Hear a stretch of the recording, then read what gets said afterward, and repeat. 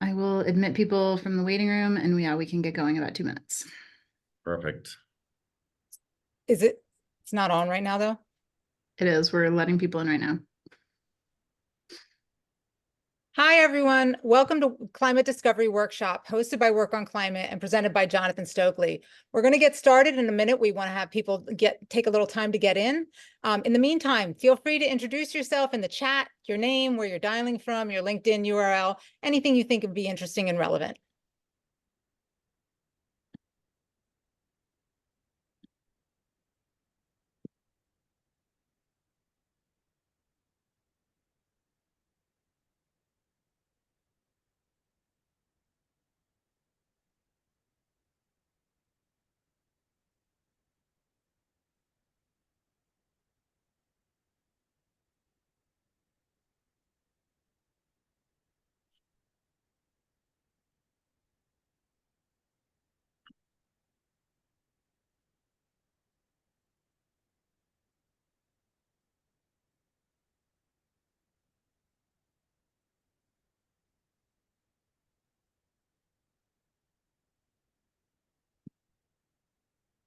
We're going to get started in another minute. There's still people coming in.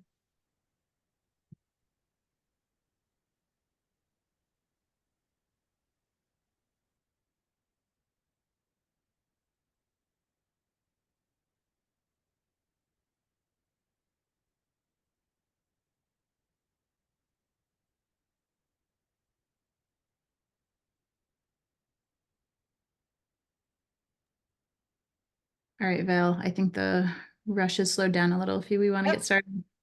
Once again, welcome to the Customer Discovery Workshop. My name is Valerie Vidala. I'm a volunteer at Work on Climate, which is the event sponsor.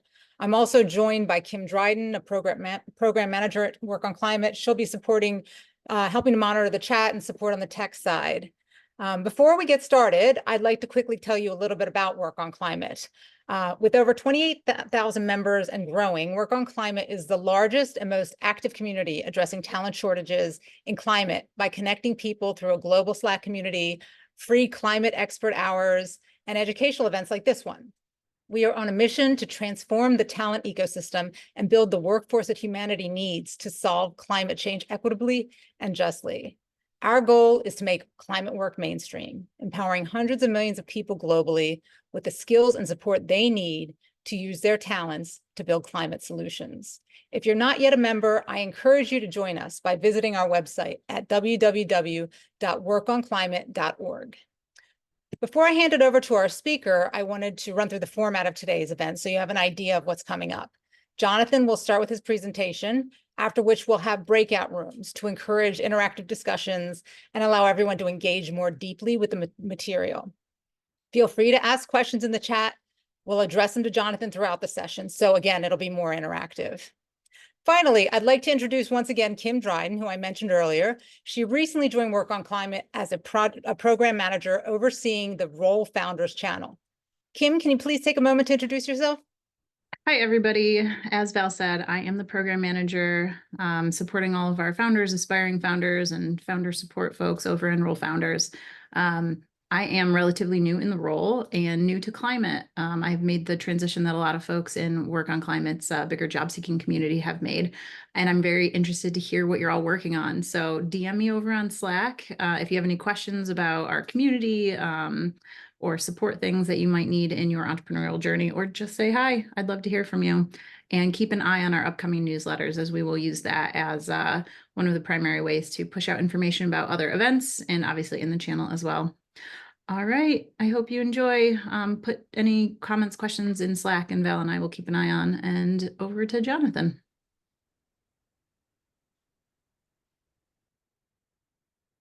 Thank you, Kim. Thank you, Valerie.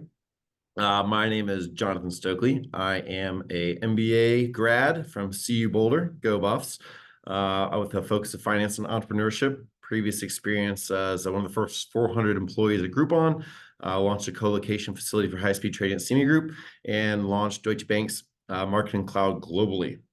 I founded an incubator and an accelerator nonprofit, CoVenture, who's helped mentor and coach hundreds of entrepreneurs, and from SaaS to hardware to finance, and even several climate startups. We've helped raise 27 million venture funding and angel grants for 22 different venture startups. And I've kind of last 4 months ago, I had my first child. That's him on the right, with my wife on vacation last week. And it was kind of one of those things. I've always wanted to work on climate, and I knew the pressing need to work on climate. But after one of those impetus life events, I want to spend the rest of my life working on climate, because we are all in this together, and it is going to take all of us to solve this problem, and if this problem can even be solved. And then the biggest thing is, why we're here and how to solve it. We each have different ideas and different experiences and backgrounds. So customer discovery is kind of the heart of what you need to figure out what you're doing, because as much as you're doing a climate focused startup and project, it really comes down to business. So climate is a subset of business, and customer discovery is the basis of how are you approaching the problem and solving it.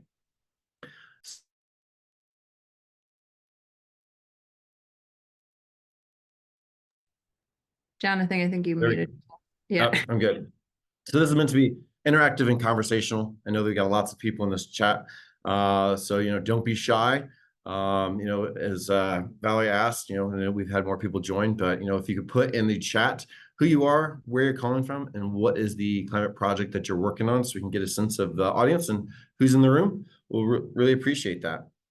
So, I'm looking for some real life examples on volunteers. So there'd be several points and times where we could actively build your customer discovery roadmap, and needing feedback. So this is, like I said, meant to be interactive. So don't be shy, jump in there. There's going to be a lot of information thrown at you, but at the same time, we want to make it sure that's digestible and you can use it. So, ask questions, jump in there.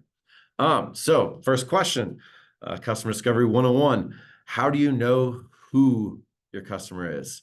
Audience, anyone want to jump in? Just shout something out in terms of how do you know who your customer is? Feel free to put it in the chat if you don't want to take yourself off mute. Tell you, it's really simple. You're going to be baffled. You just ask. The best way to find out who your customer is you just literally ask them, would you be interested in this product? Would you be interested in this service? Could you use this? What do you think of this solution for this problem? So really the goal of customer discovery is to validate your assumptions you're making about the target customer or market. You identify potential areas for change and improvement for existing products or services or potentially new ones. So, big question is, if you build it, will they come? Customer discovery is making sure you build something they want. Can I see a raise of hands of who has seen the movie Field of Dreams? I'm probably dating myself a little bit. Kevin Costner built a baseball field in the middle of a cornfield in the middle of nowhere, I think Iowa, and the whole movie is basically about him trying to get people to come to his ball field. So, eventually they did come, but it was a lot more work for him to get people there. So, customer discovery is about making sure you build something they want. They will come for it. So, what's the biggest problem is, you've probably come to the conclusion, hey, I've got a problem, I've got a solution. But the issue is your problem solution may not be somebody else's problem solution. I'm going to say that one more time. Your problem's solution may not be someone else's problem solution. Example, Play-Doh.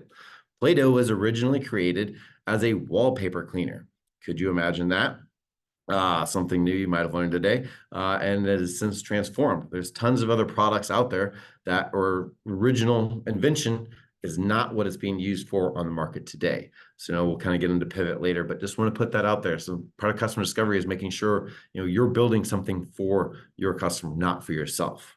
So what are the biggest points of kind of customer discovery? A lot of it's going to be the data collection, because you're going to be talking to a lot of people. You're going to be gathering a lot of data, and you want to make sure you choose your methods to organize the data that you collect, because without having kind of defined goals of the data you're collecting and how you're going to go about the process, there's a lot of room for gathering bad data. How many scientists do we have in this room? I know that's the one thing the climate industry is rife with. If you give me a thumbs up or a raise your hand of how many scientists we have in the room, you're probably very familiar with the scientific method. A lot of customer discovery is all about the scientific method. You want to define your hypothesis, test the hypothesis, test the product concept, validate it, and then rinse and repeat. There's different steps where you're going to be doing this and how you're going to be doing this. But if you think of your customer discovery, the scientific process, keep it very simple, having your variables and making sure the questions you're asking are getting the data you're looking for. So again, when you think about the customer discovery, we're going to state your hypothesis, define your assumptions, come up with questions to ask, and then evaluate and refine your results. So now we're going to throw you into a quick breakout room and have you all kind of talk about your hypothesis of who your customer is and the assumptions you're making about them, because the assumptions you have in your head may not be the real assumptions that your customer is having, your problem solution. So Kim, could you throw everybody in the breakout room, please? We'll be there just for a couple minutes. So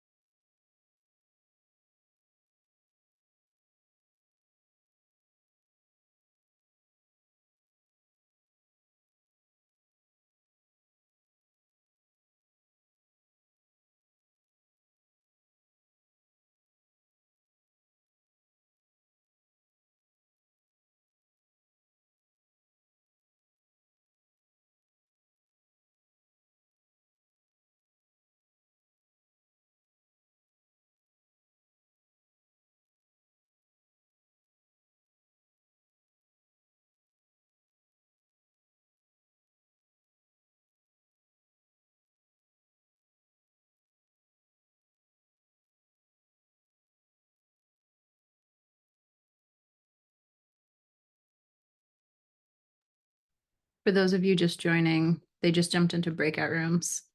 I can assign you to a room quickly talking about who your customer is.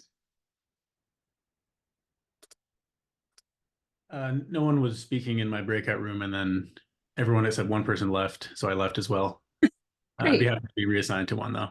Okay, let's try you in another room. But what is the question to answer? Who our customers are? Yeah, I can check with Jonathan, but I think we're talking about like what are the assumptions you're trying to test? Like, why are you about to do customer discovery? Who are you talking to about what? Okay. Jonathan's in room 7, so that seems like a good place. Sure.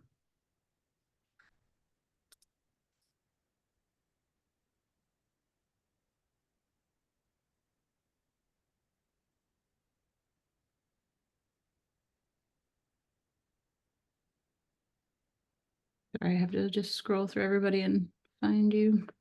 Good.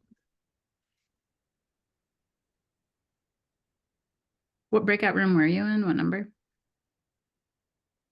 Maybe 14. Maybe that's wrong, though. Yes, I see.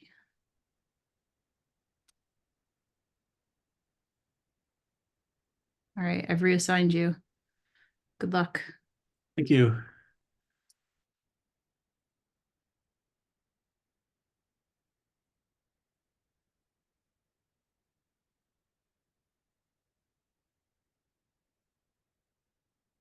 Hey, Imbal.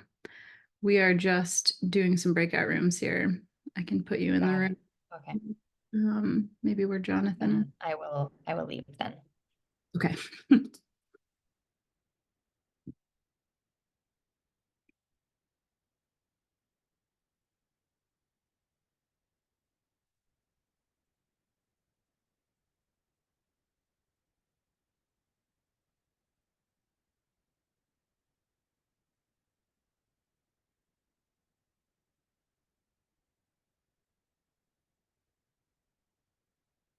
Hey Kim, I was in a breakout room, but no one was there. So maybe I was breakout room number 3. Okay, I can reassign you. Sorry, yeah, I see. You were in a room of 1. That's sad. I put you somewhere else. Thanks.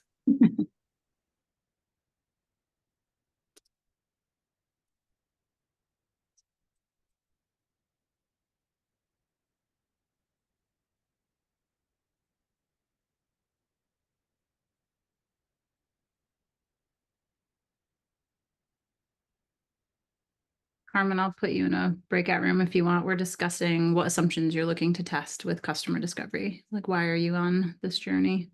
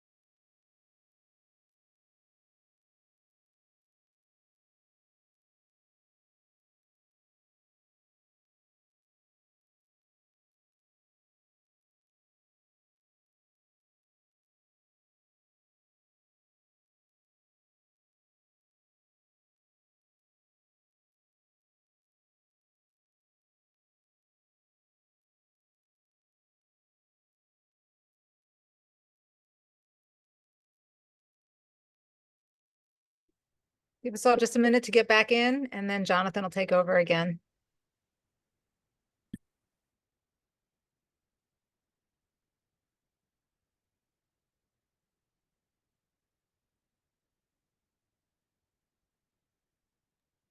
Jonathan, just want to make sure you're not on mute. You're probably just Yep. waiting. Just waiting. So we'll go ahead and jump in. Apologies if there's any confusion, but we just want to go over what your hypothesis is about your customer discovery and any assumptions. I heard some great things from the breakout room I was in. Is there anybody willing to jump in and tell about their project they're working on, the hypothesis they have about their customers, any assumptions they're making?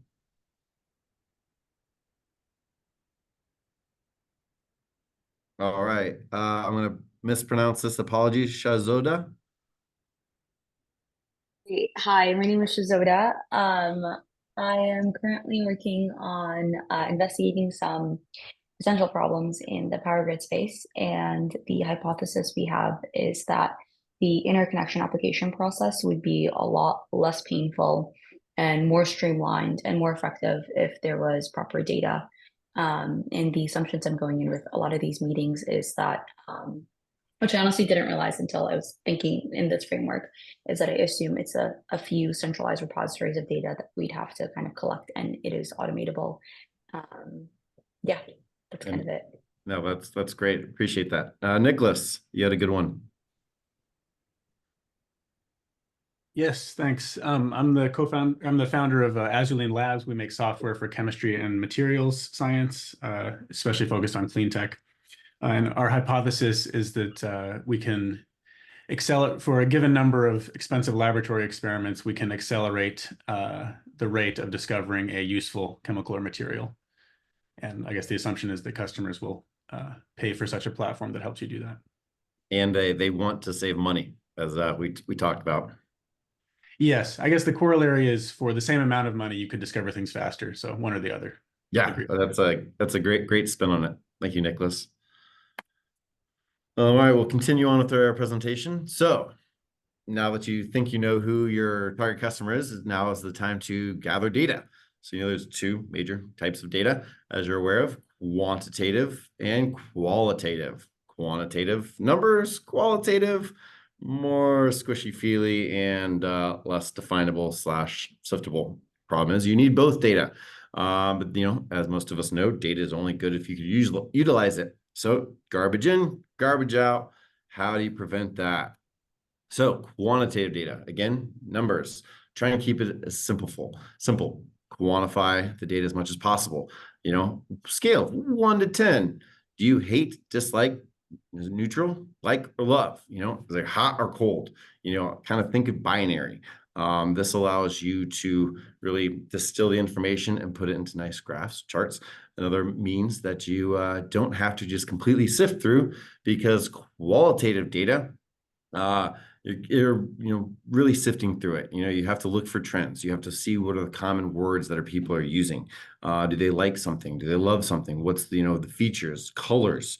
Anything in terms of qualitative data, it's going to take a lot longer time, but more, when we kind of get into the interviews and surveys, that's the qualitative data, because you want to get people's opinions, you want to get their feedback. You're going to spend time talking and interacting with them, and it takes a lot of information and a lot of time to kind of, like I said, sift through that. So there's really three phases, critical phases of discovery, where you're going to use want the qualitative and quantitative data. Your idea stage, your prototype stage, or your feature slash iteration stage. Are you have an idea, or am I actually building something and want to test it out, see if we want to have it, or hey, I'm actually building on something. I've already got it. I've already got customers in my kind of that 2.0 or 3.0 stage. I just, again, to get the kind of idea of who's in the room, where you're at. We've got a survey for you, Kim. Yes, we do. And I will launch that in just 1 second. There we go.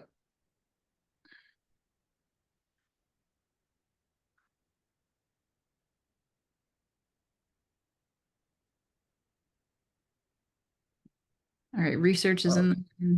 Yeah, Oh. it's a good tide. It's fun to see. Oh, ideation pulling ahead, maybe. Well, and that's really the thing to think about, whether you're like researching versus ideation, of where you're at, because that's kind of thinking of research. Hey, I've got this, like, scratch my head. Let me go put pen to paper, troll the internet, ask ChatGPT. And the ideation is really kind of thinking of like, hey, I've got, start to put the blinders on, things aren't narrow. I'm really looking at what I'm trying to do and how I'm trying to do it. Again, customer discovery is very key in both those parts. Because when you think about like a prototyping or feature building, you've already kind of done some of the customer discovery, or you've got more data in terms of what you're building or why you're building it, versus the research and ideation stage. Like, hey, I've got this experience. I think there's this need out there. Let's go figure out, see if we can put it together. So thank you all. Again, thinking of the research and ideation stage is sometimes the hardest part to discover who your customer is, because you're kind of floundering around a little bit out there, not sure where to go and how to go about it. So I appreciate this. So I'll kind of tailor the rest of my what I'm talking about is kind of the research and ideation, but really think about prototyping and feature building as very complementary in there as well. So thank you, everybody. Go ahead and share these results. Perfect. And then, all right. So again, how are you going to conduct customer discovery? A bunch of different ways: surveys, interviews, questionnaires, product testing. But most importantly, you're going to get out there and talk to people. For the introverts in the room, this is going to be terrifying. For the extroverts in the room, it's no big deal. But again, whether you're great at talking to people or whether you're not, you have to, that's a skill you're going to have to develop, especially when you get out there, unless you hire for it. But unless you have the money, there's different ways you can conduct information, surveys, interviews. But the best way to refine what you're working on and how to really present it to people is just go out and talk to people. I've led customer discovery workshops and had education sessions where challenge people to just go out in the park with a clipboard and a piece of paper and have a survey and interview people. Just stop people as they walk along the park and say, hey, do you have 2 seconds to have a quick conversation about what I'm working on? It's amazing how when you start talking to people, what the information they share with you. So there's definitely some guidelines around both surveys and interviews of how to conduct them. All too often, I'm sure you've all been a recipient of it, is a survey that is quite lengthy and time consuming, and you get through like 12 questions and you're like, I'm done because I just spent 30 minutes and I've got all these required questions and I don't have time for this because my attention span's too short. I know I'm a victim of anytime I have a survey that's more than 10 questions and takes me more than 30 seconds to complete, I exit. And as if you have surveys that are longer and complicated, you will see a drastic drop off of people who answer the first few questions and people who do not answer the last questions. So try and keep surveys very short, no more than 10 questions, maximum 30 seconds to complete. Try and keep it as quantitative as possible. Again, scale of 1 to 10, like it, love it, yes, no. Always have the option for longer answers. Don't require the longer answers. But some people do like voicing their opinion and taking the time to complete a longer survey. You want to give that information. Kind of gets into the qualitative side of things, but at the same time, it allows you to get that feedback if people want to provide it. So multiple ways to do surveys: email, web form, paper and pencil. As I said, go out in the park with a piece of paper. But again, thinking of surveys, everything's, because it's quantitative heavy, quick, short, everything's gonna be down to an Excel spreadsheet, and you're gonna have to sift for that information. So again, the more quantitative you can have it, the more you can kind of distill that information and actively use it, produce graphs, trends, and the easier it is you create it for the user, the easier it is going to be for you to actually utilize the information from the surveys. So again, thinking of surveys is almost kind of like good old-fashioned marketing in terms of using email, web, social media even. Get out there, post a link, have people go to it. Google Forms has a lot of great, easy, free survey methods out there, and tools you can build. There's a lot out there. Interviews, qualitative. Takes time. You really kind of, before you get into interviews, you want to kind of understand who your customer is, and are you wasting time talking to somebody? So you think about having screener questions. Do you have a problem with XYZ? Making sure that your customer persona that we're going to talk about in a second matches who you want to talk to. Especially having warm-up questions to identify who you're talking to, because the worst thing is you start getting in the conversation and you realize, oh, this person's not who I thought they were. Because again, that's the worst time, is wasting time, because you don't have it. Every second counts. So the biggest question is making sure you listen, take notes, dig deep, ask them the what and how questions. Ask about themselves. What are their habits? We'll talk about kind of creating a customer profile in a second. But really, people love to talk about themselves. So the more questions you ask about them, the more they're going to want to talk. So this is, like I said, listen, keep your time to the questions that you're asking, and let them talk. Let them go on, and don't be afraid to ask follow-on questions, or they spark something interesting. Thinking about the trends that you're going to have to find in qualitative data. After you talk to 10 person and 10 people say the exact same kind of thing, that's when you really want to dig in and say, hey, let's talk more about this one thing that you're having a discussion and conversation with. So again, how to ask the questions, the 4 Ps of the marketing matrix. Really want to send around your product, your price, how you promote it, and the place that they're going to use it, because those are the big things that your product is going to, or what you're developing, your hypothesis. What's the price point? Are they going to pay for it? Are they going to receive it through the places you're trying to promote it and use it in the places you want them to use it?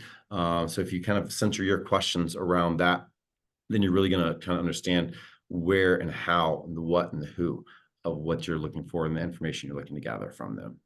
Jonathan? Yeah. We got a question from Jay Tillack. He said, what is the right amount of people to talk to so that you have a representative sample?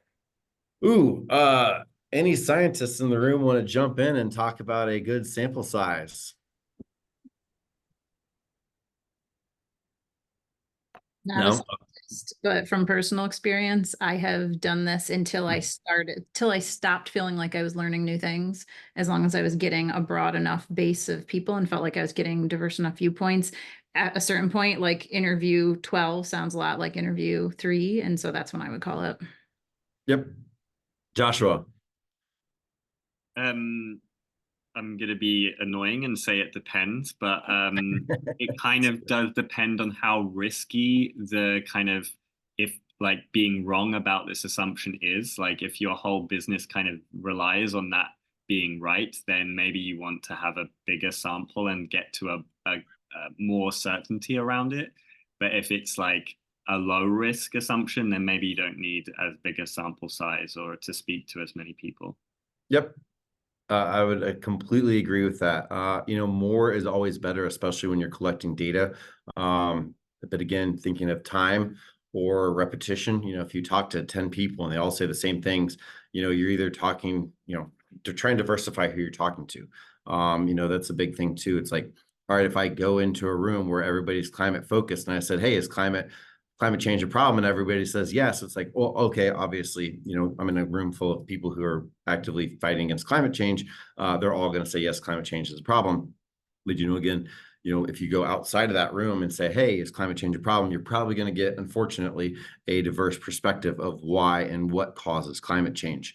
So, again, that's something else too, is if you get a ton of people all saying the same thing, try to evaluate, how you're going about collecting that data. Are you getting diverse things? Maybe if you're only targeting this subset type of climate or client customer, then that's okay. But don't be afraid to try and get out and understand, who they are and what they're talking about. But we'll talk more about kind of like who that profile is in a second, and going from there, making sure you can understand, knowing who to talk to. But in general, the wider your basis of data collection, the better.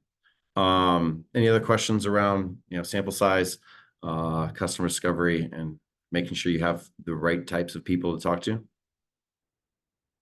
Perfect. So competitive analysis, another thing to talk about in your interviews and surveys is the competition. I'm a big fan of not reinventing the wheel. And so, going out there and looking at the competition to find out, what they're doing or not doing, or how they're doing it and could be doing it better, is a great point and thing to talk about with your customers. So, ask them about the competition. What are their likes, dislikes, deepest desires? And, there's a bunch of different ways to do competitive analysis.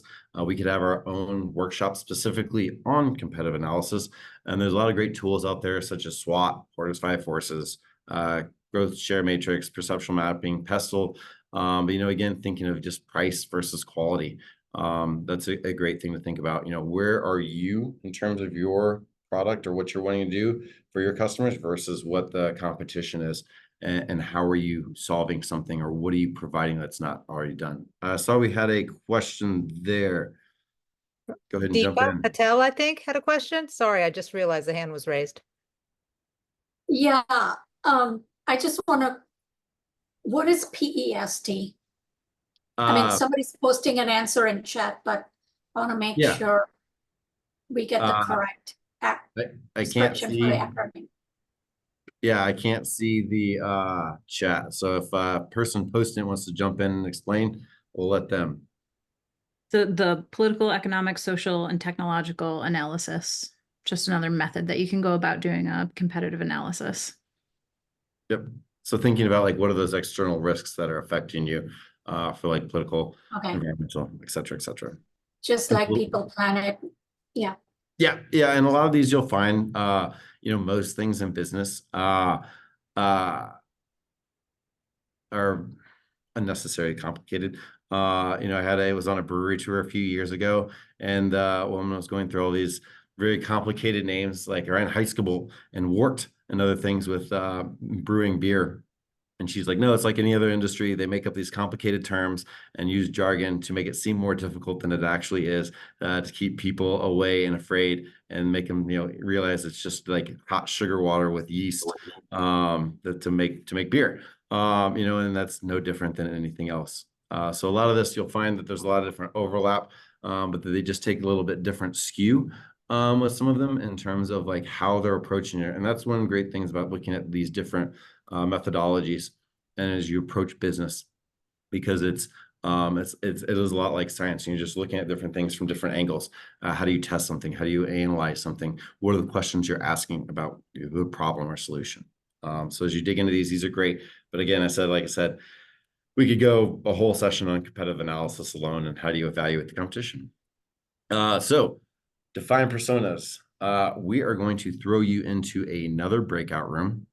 Before I do, I'm going to take another second to define kind of what you're doing, and how you're going to do it. So thinking about your persona, again, who's your target customer? How do you know your target customer?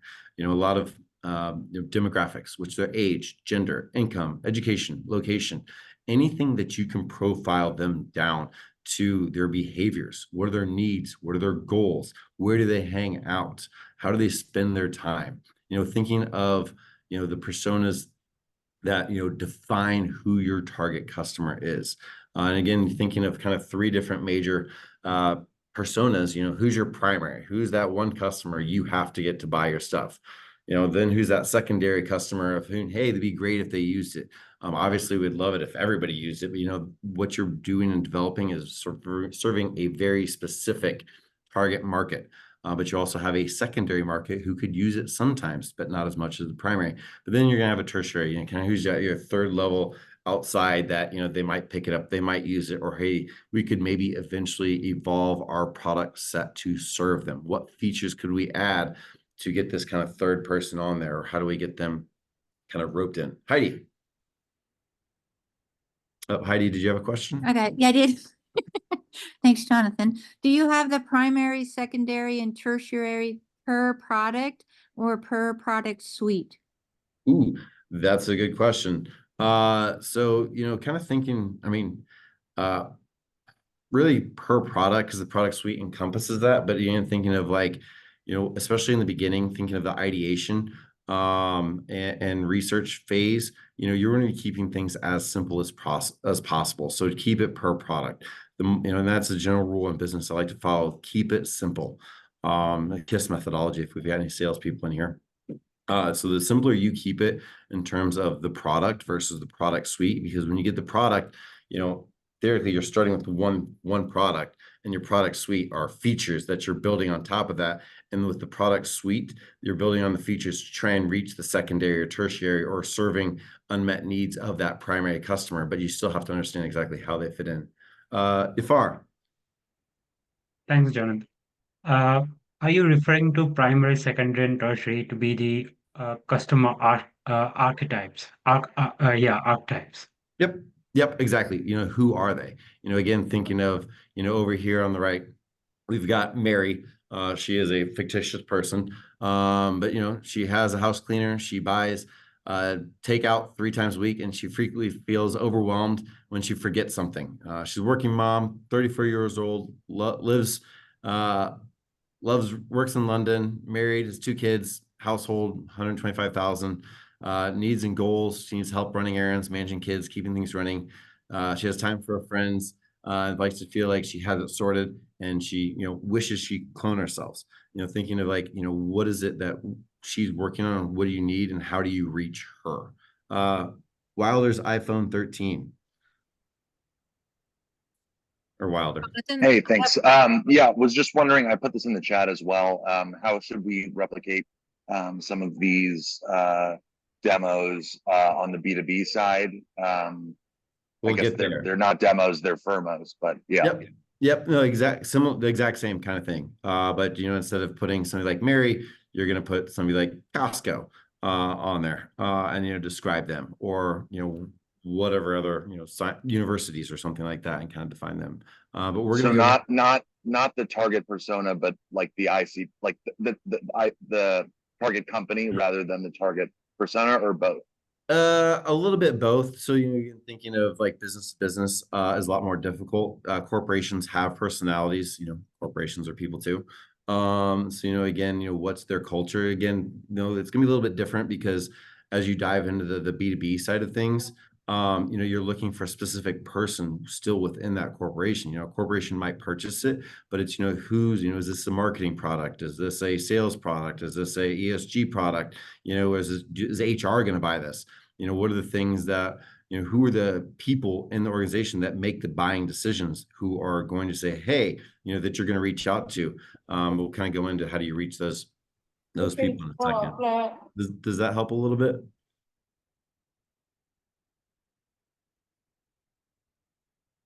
Joshua.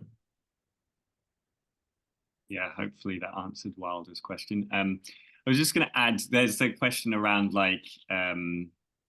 around how specifically or narrowly to define the ICP. And I think I would just want to add that it's kind of a continuous process. Like as you're doing these very early interviews, just to understand like who has the problem and who should you be targeting. You should always be looking out for like people who are actually experiencing the pain already and experiencing it frequently. And maybe already trying out alternative solutions to solve that problem already. And then as you get further in the process and you start building your own solutions, you'll start seeing if they actually use your product to solve it, and you'll start being able to segment people who are actively engaging with what you're offering and eventually paying money for it. But this is kind of a continuous process. But you can start to filter people out who don't experience the pain that you're trying to solve for them, and kind of start using your screeners to then filter those people out. And so you're not interviewing people who aren't ever going to kind of pay money for a solution to a problem they don't experience. Yep. I couldn't agree more, Josh, right? You actually stole some information from some of my upcoming slides. So great follow on. Deborah. Deb has a follow-up, yeah. Yeah, that was actually my question. Thanks, Joshua. And following up on that, so I am assuming that also in the discovery, you refine these personas, right? Because meanwhile, you are doing these interviews and gathering more information, Yep. Then you will have much more information regarding the personas, correct? 10,000%. And so that's kind of like, in the beginning phases, especially like kind of research and ideation, you think you know who your target customer is, you want to put it down, try and describe them as much as possible. But this is very much, again, going back to the scientific method, you form your hypothesis of who you think you're targeting. You try and define them as much as possible. But, as you get up and talk to somebody, you realize, oh no, they actually, give Play-Doh to their kids to, keep them entertained versus like cleaning off wallpaper. So again, thinking of like how your product gets used, who you're talking to, what could they do it, especially as you get to the ideation research or, product development stage, whoever your customer is today, very much could be not who your customer is tomorrow. So it is very much an iterative process. Yeah, okay, now regarding the primary persona, should be only one for the discovery phase, like the people that you are going to maybe interview one-on-one and gather information for your problem and solution and to validate that. Do you need only one primary or you can use multiple? You can use multiple, but this is kind of where we get into like your primary, secondary, and tertiary. You could definitely have, and again, good hypothesis. You've got maybe several hypotheses and several variables of who you're talking to and how you're approaching it. So thinking about, all right, I think I've got 3 primary customers. One of them is going to come out as their primary. As you start to gather data, go out and talk to people, there's definitely going to be somebody that kind of one of those personas that either, evolves and becomes the primary, and then you realize the other ones become the secondary and tertiary. That's definitely a good part of the customer discovery process is, hey, I think I've got 3 different types of people or 3 different, profiles of people who will use and buy my product. But again, that's going to change. And as you gather data, the data is going to tell you who that true primary is.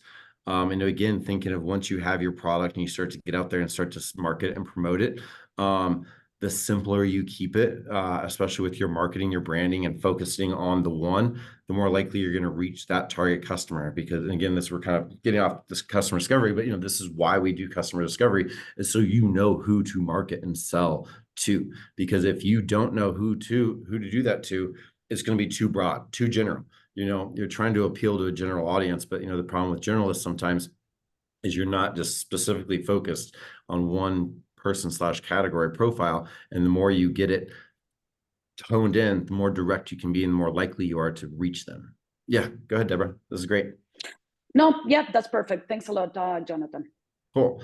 We're going to go ahead and skip. That was a great discussion. And actually, that was some of the discussion I was hoping would happen in the breakout rooms. So we're going to go ahead and skip the breakout rooms. But, again, does anybody have any more questions about defining the personas, because this is one of the more important pieces of customer discovery is like, who do you think your customer is? And do you think that you're going to reaching them? And, how do you ask questions? How do you ask the surveys? How do you get them involved in terms of, making sure they know? Nobody? Cool. And my hand got raised and I didn't even think I raised it. So we'll keep going here. So who do we talk to? You've got your customer profiles, you've got your hypothesis. So now it's going to really come down to testing it. Well, big question is anyone and everyone. As I said in a couple of slides before, you want to ask some testing questions to make sure you, once you talk to them. But, in the initial phase, when you shake your hand, give them your 30-second intro and say, hey, do you have this problem? You don't want to discount anyone. So again, you never know who you're talking to. Sometimes, who you talk to, you might try to discount them. Again, like I said, having the screener questions when you start getting in there will help filter who you're talking to. But you never know, again, especially when you get to the B2B side of things, who they might know. So, even if you, go through your initial 30 seconds, try and allot just 5 minutes, try and maybe have 2 different sets of questions or scripts. One set of questions like, hey, you're my target customer. I want to ask you about this stuff. But then maybe having a second one of like for your secondary or tertiary profiles and saying, hey, keeping it light or keeping it more high level. What are the network connections they have or what are their thoughts? Because, again, like I said, people love talking about themselves and you never know what information they might have, but your questions are going to be and your approach is going to be radically different versus, hey, they're my primary customer. This is exactly who I want to get in front of versus, hey, you might have somebody, you might have some information. They might be kind of on the side spectrum of the person I want to get in front of, but they might know somebody that they can connect you to, or they still might have a thought, opinion, or even just a general feel from the universe. So just don't discount anyone. Just make sure you have a separate, different script for approaching the kind of those 2 different groups of people. But again, you're never gonna know unless you ask. So that's why I said I had a friend who like literally went to a park and had a pen and paper, and every person she went by was like, hey, you got 30 seconds to talk to me. And it was amazing, how much information she was able to collect from her non-primary customer because, they still were familiar with the type of industry. So again, who do you start with? Like I said, you could go to the park. Friends, family, professional acquaintances, people who are closer to you are going to help you refine your script, going to help you practice. You're going to be more familiar with them. So introverts in the room, much easier to talk to your friends and family, professional acquaintances than it is random strangers. But that practice will help you kind of refine and really get professional with your approach. And generally, friends and family are going to provide honest feedback. Just like playing an instrument. You're like, hey, I learned a new song, and I want to get out there. And what do you think? And except for maybe your mom, your friends will tell you that's not great. Go back and practice. Or hey, that was wonderful. I really enjoyed it. So they're there to help you refine what you're doing and how you're doing it. But people lie, especially friends and family sometimes when they don't want to hurt your feelings. But they're there to help you refine what you're working on, how you're doing it. So that's when you get the confidence saying, hey, I've got my questions, I've got my pitch, I understand, some of that feedback. That's when you move to that stranger step because strangers are more likely to tell you the truth, at least to a certain extent, depending on the setting. But, that's something also when you're collecting the data that people lie. They'll tell you what they think that you want to hear, which is also, it's hard to kind of get around that and what to do, but it's definitely kind of a 2.0 discussion in terms of getting into like, are they telling the truth or are they telling me what I want to hear because I set them up with how I ask the question. So keep that in mind with how you're asking questions. So like I said, strangers, go where the customers are, sidewalks, people love to talk about themselves. So get out there where the people are and, especially where you think your target customer is. Again, if you're developing a product that is, customers congregate into a certain area, go there, go to where your customers are. Heidi. Thank you again. If one expects to get some false answers, can't they weave the questions or present the questions in a way that you would be able to catch it? Yes, that takes time. Is definitely a 2.0 lessons of how to not ask leading questions to get the information you want or looking for.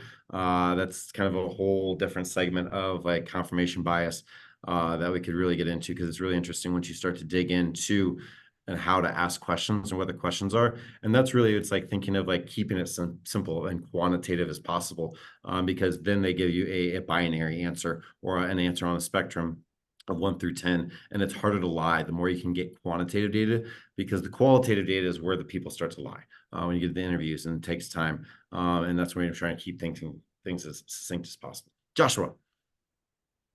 I'll just quickly respond also to that question. One quick thing, one rule to kind of remember is really try to focus on existing, like enabling them to tell stories about what they've done rather than what they would do. Yes. It's very hard to rely, you really can't rely on like predicted behavior, but if you ask them about things they've already done, you can rely on that a lot more, and people won't lie about that. And like ask them about why they made that certain decision and like what actually happened, rather than kind of future behaviors. That's a great point. Thank you for that. And that's something really important to think about. Again, if they have an issue with something existing, tell me about a time when, versus what would you do in this situation? So thank you for that, adding that in. Appreciate it. So B2B. It's easy to go out, talk to strangers if you've got a B2C concept, business to consumer, customer, from non-business people in the room. B2B, business to business, is a little more complicated. So again, thinking of like, it's easy to go out into a park or a sidewalk and, ask people, or, hey, here's post on social media. Here's my survey. Here's my questionnaire. What's the information? How do you ask it? Business to business is a lot more difficult, but you're still looking for people. People work in companies, people make decisions, people have budgets and need to spend their money. So again, if anybody here has been on the job hunt, or been in sales, when you're doing B2B customer discovery, you're putting your sales hat on. Your LinkedIn messaging, you're cold emailing, you're cold calling, you're asking for referrals, you're asking for introductions, you're doing everything you can to potentially get in front of them. Because at the same time, you've developed your persona for your corporation or the people within the corporation who would use the product or who would be able to make purchasing decisions. But it's much harder to get in front of them because they're less likely to talk because they've got a million and one things going on. But again, when you find out who that person is and you get in front of them, or you get put in front of them, there's definitely a payoff, because sometimes they can be your first customers to support you. They have a million problems, and if you're able to solve for it and they've got the budget, there's tons of companies out there who were created and started because they approached a corporation, said, hey, I'm trying to do this. Would you like to make an investment? It's kind of the whole purpose and point of corporate partnerships, is saying, hey, I'm doing this over here. I'm creating this solution. You have this problem, pay me to do it. They could be your first customer. So that's something to think about in terms of when you're doing your customer discovery prospecting on the business to business. Be very intentional and polished with your presentation and how you're going about it, because the more you can impress them, the more you can sell them on why you and your solution are the answer for their problem, the more you could get them on the hook to buy it, be your first customer, or starting that conversation. If you're not ready on it today, maybe it's tomorrow or a week from, or a month or a year, and you keep circling back to them, iterate on it. How do you improve it? How do you get something in front of them that they could use? Kim. I talked to a guy who is a corporate VC consultant. So he works internally with corporations to connect them with interesting technologies, startups, and founders that solve some of their biggest problems. So you also, if you have anybody like that in your network, or you can make that type of connection, you might be able to network with somebody like that, and they could point you towards people who might be a bit more warm to talk, and in a way that you would never know that. They're not advertising like, hey, I'm looking for someone to solve this. But those folks in corporate might know. No, that's great. Thank you, Kim. Any questions on the B2B?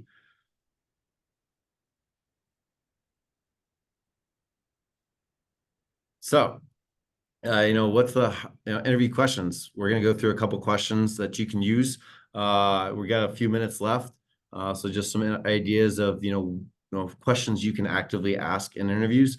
Like I said, since the interviews are a little bit more squishy, want to provide you a little more information versus, a scale of 1 to 10. It's like, how do you feel about this? A little bit easier for surveys. So interview question, what is the hardest part about doing the thing that you're trying to do, achieve, or solve? And how are you currently attempting to solve that problem? Essentially, make an attempt to do something. Why did it work? Why did it not work? Make sense? So, this is an easy one too. Tell me about the last time you encountered this problem. Just like you're walking through the woods and you discover a bear, encounter a bear, what was that problem? How would you solve it? What worked? What didn't work it? But, tell me about that time. Going back to what I think it was Joshua said earlier, it's much easier to get the correct information when you ask about previous, less likely to lie when you ask them about previous experiences than, hey, how would you use this? And again, thinking of why was this hard, or what were the biggest challenges when this happened? So again, thinking of like when you encountered this, what you did. Again, you'll notice kind of a theme here of how these questions are asked, but that's the point of asking different questions in similar ways, because it gets people to ask and answer in different ways, because that's one of the ways you'll kind of demystify if they're lying or not. If you ask similar questions in different ways and they answer it all the same, cool, they're most likely telling the truth, versus, hey, you answered 2 similar questions and they answered them very wildly different. Then you might want to, dig a little deeper or talk about it. Now, again, what have you done to solve the problem? What tools are you currently using? This is a great one for kind of the feature iteration of the product. What's the competition doing? What do they not like about it? What are they, how they use it? What worked? What didn't work? And then again, like I said, what do you love or what do you dislike about the solution you've already tried? Thinking about the Facebook thumbs down feature and why that was discounted. It's something that had a lot of feedback in terms of, they disliked the dislike button. And so they just did away with it completely. Thank you. I'm going to open up. We got a couple minutes for questions. We can stay on afterwards. But before we dive into questions, please, if I'll be around on the Founders channel on Work on Climate, pop any questions you have that not comfortable asking from the group, or if you want to DM me, I will post it to the Founders group to provide anonymity, and I can again answer it publicly, because again, creating an environment. We're all working on this together. We need to get the information out, because if you have the question, chances are somebody else has a question. Find me on LinkedIn. I forgot to post my LinkedIn. We've also got a short survey, because again, best form of customer survey discovery is feedback. So as we discover who our customers are, we would love your feedback. So if you could take just 2 seconds, follow the QR code. We'll also post this in the Founders channel with a link directly that you could just click on. We'd love your feedback.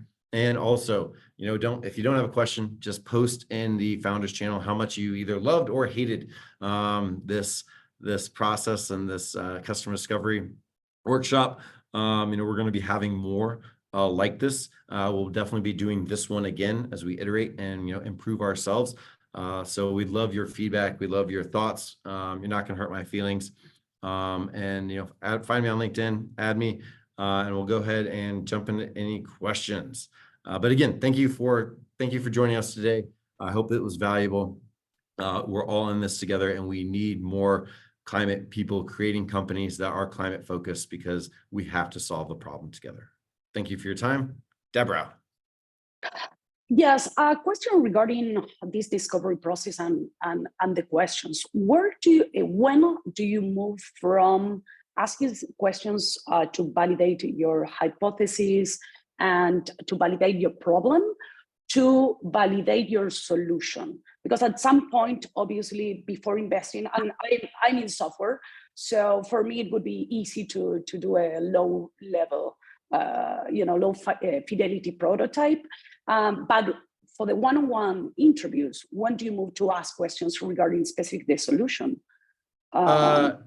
Instead of investing a lot in code and the product. Yep. That is much cheaper. Yep. No, I'm with you, and that's I'm going to say at the same time. And it also kind of depends because that's part of the customer discovery. It's, thinking about validating the problem that they have, but then also validating the solution you think that they want, or that you think, again, your problem solution. How are you approaching this to solve it for yourself? And is this something they could use, and how would they use it? So, you're that's part of like the whole question process and survey question is, thinking about, you are leading them to a certain extent. It's, hey, you got this problem. Hey, would this solution work for you? So kind of working through that whole process in terms of, do you have this problem? Would the solution work for you? Why or why not? What have you tried? How would you do this in the future? What would you do? So that's kind of, does that help make sense? Yeah, but my doubt in there is, with the mom test that actually Kim suggested, I read it.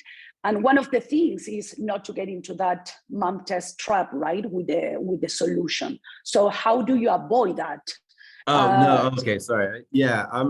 So yeah, that's something you, again, thinking of like, that's kind of what the interview and survey is validating, what you're wanting to do versus building if they come, versus, hey, validating, making sure you're going to build something that they want.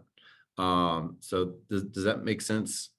Because again, thinking about like, you can build it, and then again, and that's something maybe with products it's a little bit harder. But, it's like, how do you ask the questions before you build it, to making sure what you're going to build works and does what they wanted to solve their problem. So it's, again, thinking of and again, it kind of depends on where you're at in the ideation versus feature phase. And, again, thinking of like, hey, I've got questions that I want to ask people to see if they want something, versus, hey, I'm just going to like build it and then go have them play around with it. So again, thinking of like, having those questions in the beginning that you can interview and survey people to see if they want it. But, and once you gather enough data to say, hey, I've got 100 people that said, yes, they want this feature, or hey, yes, they want this product, or hey, yes, they would buy it. Cool. Then I'm going to start working on it. And then once I've got something built that, I've got enough data around people said they'd want this and they'd pay for it, then you're kind of moving into that phase of, what do we want to build? How are we going to build it? And then once you've got something that you're building, you're working on, that's kind of when you're that iterative approach of, what phase, kind of going back to that slide of the different phases of when you have this customer discovery process of making sure what you're building and actually have built is what the customer wants. Because, again, the data you collect here in the beginning of you think that they want, and you actually produce something, it kind of goes back to like the people lie. It's, again, you could build the perfect product and they just don't, it's purple and they just don't like the color purple. It's the little things like that of how do you get that feedback to saying, hey, no, actually we like that in green versus purple. Oh, cool. Well, that's an easy change. Or, hey, it took me too many clicks to get this, to do this. Can you simplify, this process? How do you make it more efficient? Again, for this customer. So that's kind of starts going into more like the product development, product management conversation. When you start to get into that kind of like that 2 or 3 phase, and you think about features, and the exact, building of the product. But it's still very much, we have your customer persona. And again, it's going to iterate, it's going to change. And the more you can kind of keep people involved, and, again, thinking of when you have these customer interactions, you're going to have some core people that love talking to you. And so thinking about keeping those people that you can kind of circulate back to. So if you talk to 100 people and you've got 5 people that are just super enthusiastic, you think like, hey, they could be an early adopter. They're gonna be the first one, and you go out there. And again, or if you have customers that are paying you money, think about if you've built something and you're featuring, building, iterating, they're paying you money. Those are the best people to give you feedback, because your customers are the ones like, hey, I love this, or this sucks. Okay, cool. How would you change it? How should we do things differently? Because those customers and those early people are going to be the ones that give you some of the best honest feedback, because they're the ones that either you solve a lot of time and problem for them, or you're not. I had another question. I was just getting ready to, Actually, my question was already answered. Thanks. perfect. Cheers. Any other questions? Obviously, got a fair amount of people in the room, so I'm gonna definitely stick around for a few more minutes. Like I said, feel free to post it in the Slack channel as well. I can also answer it in the forums.